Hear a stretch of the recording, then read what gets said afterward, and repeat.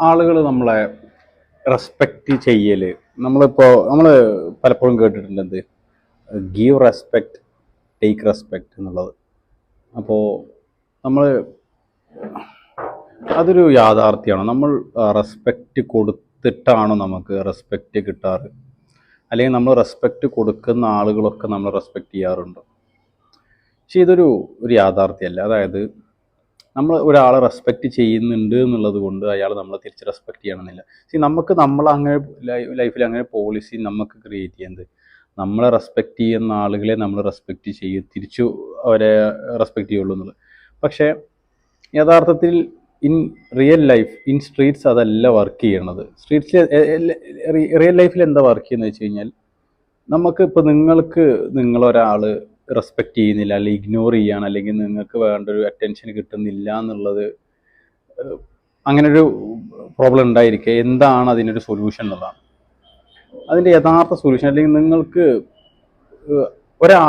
മറ്റൊരാളെ റെസ്പെക്റ്റ് ചെയ്യുന്നത് എപ്പോഴും അയാൾ സ്വയം അയാളെ എങ്ങനെ ട്രീറ്റ് ചെയ്യുന്നു എന്നുള്ള.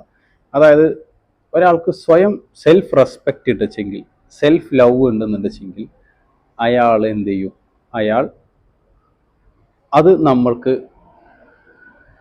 ഒടുക്കത്തെ കോൺഫിഡൻസ് തരും. മാത്രമല്ല ആ കോൺഫിഡൻസുമേ ബാക്കിയുള്ള ആളുകൾ എന്ത് ചെയ്യും, സ്വയം ഇഷ്ടപ്പെടുന്ന ആളുകളെയാണ് എല്ലാവർക്കും ഇഷ്ടം. നമ്മളെ ഇഷ്ടത്തിന് വേണ്ടിയിട്ട് ബാക്കിയുള്ള ആളുകളുടെ കാര്യങ്ങൾ കെയർ ചെയ്യാതാവുമ്പോൾ, ബാക്കിയുള്ള എന്ത് ചിന്തിക്കുന്നു കെയർ ചെയ്യാതാവുമ്പോൾ, അല്ലെങ്കിൽ ബാക്കിയുള്ളവർ എങ്ങനെ നമ്മളെ കാണുന്നുള്ള കെയർ ചെയ്യാതാവുമ്പോൾ, അവർ നമ്മളോട് സ്വാഭാവികമായിട്ടൊരു ദേഷ്യമുള്ള പോലെ നമുക്ക് ഫീൽ ചെയ്യും. കാരണം അവരുടെ താല്പര്യമനുസരിച്ച് നമ്മളെ കിട്ടിയില്ലല്ലോ എന്നുള്ളത്. പക്ഷേ ഓവറാൾ അവരെന്ത് ചെയ്യുന്നുള്ളൂ, നമ്മൾ സീക്രട്ട്ലി അഡ്മയർ ചെയ്യാണ് ചെയ്യുന്നത്.